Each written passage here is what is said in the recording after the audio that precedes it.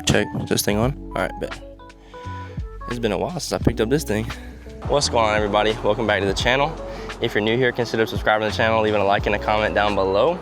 It's been a while since I made a video. I just had a lot going on right now in my personal life. We've had a baby, and we also moved houses, so I've been extremely busy when I'm not working, also on top of a very busy work schedule right now. But I kind of wanted to make a video today on something that I came across, something that I think is one of the biggest problems we have in the HVAC industry today. Let me know what you think about this down in the comments as you're watching the video, and tell me if you feel the same way, but we'll kind of give you a rundown of everything and get started from there. All right, so I'm out on a call right now. It's basically a second opinion on a system. They wanted me originally here for a quote, but it ended up turning into an actual like check and diagnostic. Because I didn't feel right selling them a system based off what I saw already.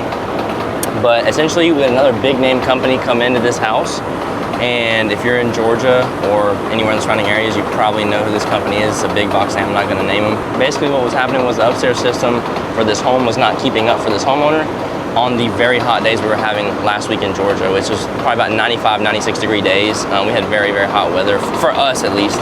And everybody's systems were getting taxed pretty hard, especially upstairs systems, because most homes are not insulated well or haven't been insulated recently and stuff like that. Long story short, wasn't keeping up. I get here today, I'm like, hey, let's just do a diagnostic on this system. I'm not gonna sell you anything right away or anything like that. He agreed, and so basically I'm kind of gonna give you a rundown of what I found, and this is one of the big problems I think with the HVAC industry right now that we're facing or probably the biggest problem we're facing in the industry, is people coming in and just sending salesmen in and not technicians and diagnosing anything. And that's what pisses me off the most, is because when I got into this trade, because I enjoy problem solving. I enjoy finding the problem. I enjoy learning to find the problem and bettering myself as a technician. And there's a lot of people out there that I still know are that way. But this kind of stuff just ticks me off. It rubs me the wrong way. So we're gonna kind of give you a rundown on what I saw. All right, so I'm over to the hat cam now. It's easier to show you what I'm working with. Move to the shade.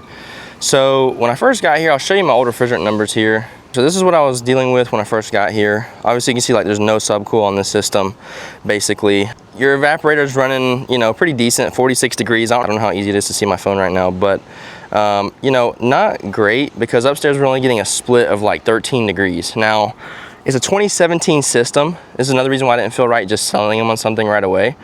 So off the bat, I started upstairs in the attic. Ductwork on this system is actually pretty freaking awesome. It's rigid metal. Whoever did the original install a while ago did a really good job on it, in my opinion. What I noticed when I came outside though was we have a line set that comes out of the crawl space here, and it actually goes up through the house into a chase all the way up to the attic. So whoever installed this in 2017, you know, I'm sure they did not want to replace this line set, because what we've got going on right here is a 1/4 inch liquid line. Okay, so number one, that's not gonna be great for what this system is designed to run usually, which is obviously a 3/8 liquid line. So you've got some restriction problems there. But number two is I don't think this system's charge was set properly from the beginning with this in mind.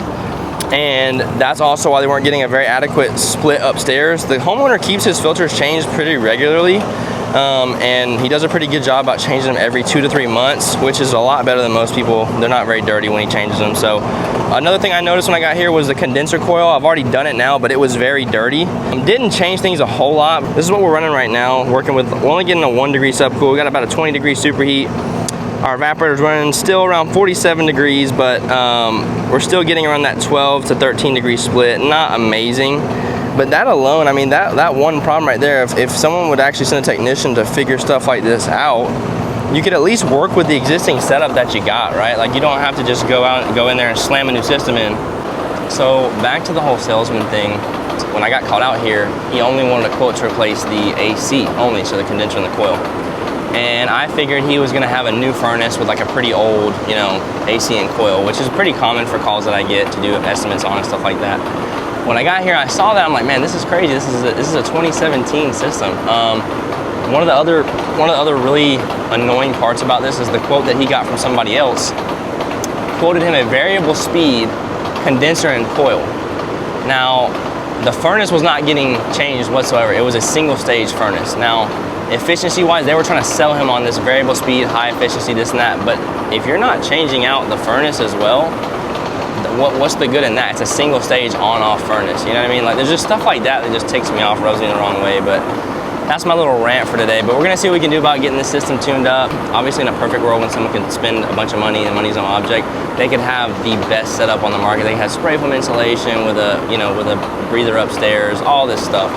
But for the average homeowner, you know, they don't have a lot of extra money in most cases to do this stuff. So you have to work with what you're given and adapt to the situation that you're given. That's one thing that I also like about being in this trade and doing what we do, is making different situations work for the homeowner's needs, you know, not just selling them a new system. See what we can do about this one, squeeze what we can get out of this one, and just go from there, you know. And they're open to that, and most homeowners appreciate the honesty when you do it. All right, so I'm up in the attic, and every time you have an issue like this, every time I have a situation like this, or honestly anytime in general, I always make sure that the control board has the right blower setting speeds for cooling and for heat. So we come right here to our schematic, we'll look, and our heat wire right here is supposed to be blue, which on the board here, it is indeed blue right there. And then our cooling wire is going to be our black wire. So we've got the right wires on there. Just something to always check and ensure you've got the right setup on your equipment too before you just go and start putting refrigerant into a system.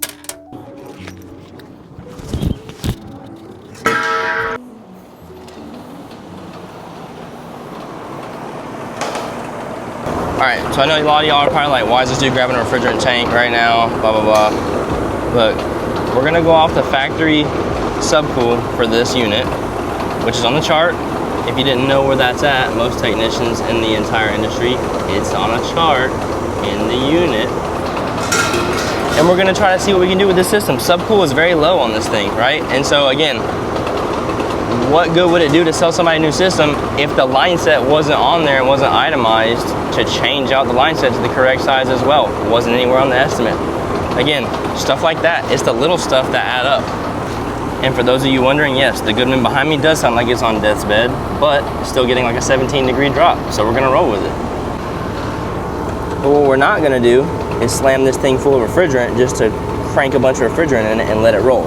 We're gonna go a couple ounces at a time, see how the unit reacts, and see what it does. I'm not just gonna go slam a bunch of 410A in this thing because I think it's gonna magically help the system cool. All right, so we're gonna start looking at our chart here, see what our target subcool is, look at the whole picture, everything, and see how dialed in we can get this bad boy. All right, so right now, based off of what the chart is telling me, we're gonna need about a 12-degree subcool because we're already dealing with a little bit of an issue here with this smaller liquid line. We're gonna take everything into account and see what we can do. And this is why you also take before and after pictures of all your work, show the homeowner the progress that you've made with the system or the progress that you haven't made with the system. If there's another issue that's lying within it, then that's when you move on from that and go to other options maybe. We're gonna see what we can do with the system and just work with the best what we got before they have to just worry about replacing the system, because nobody wants to spend thousands and thousands of dollars if they don't have to, right? I mean, if they can deal with it being a little bit warmer upstairs on those days, they'd much rather take that over paying for a new system in most cases. All right, so we got that one dialed in as about as good as we could. We got the subcool where it needed to be. It did not need a lot of refrigerant. It was just over a pound to get the charge dialed in according to the chart. The homeowner didn't really want to spend the money to replace the system right now to begin with. That's kind of why they called us out.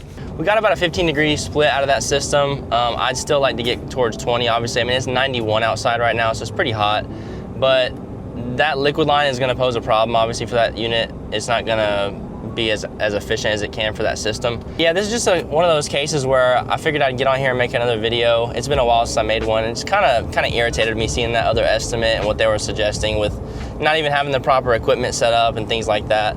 But let me know what you think about this down in the comments below. I think it's one of the biggest problems we got right now in the field is just not wanting to perfect your craft and just, you know, going the easy way out and saying, hey, I'm gonna sell you a new system for 10 grand, 20 grand, you know. If you enjoyed the video, hit the like button, consider subscribing to the channel, and we'll catch you on the next one.